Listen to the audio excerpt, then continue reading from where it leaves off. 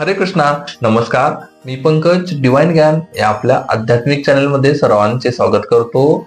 आज आपण एक असा स्विचवर्ड पाहणार आहोत जो सर्वांसाठी खूप म्हणजे खूप महत्वाचा आहे.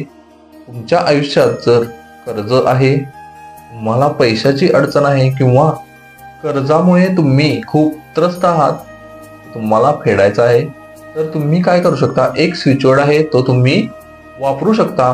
तुमच्या आयुष्यातील कर्ज दूर होऊ शकते. स्विचवर्ड कोणता आहे, तो कसा वापरायचा ते सांगतो. स्विचवर्ड काय आहे तर कॅन्सल क्लिअर होल्ड.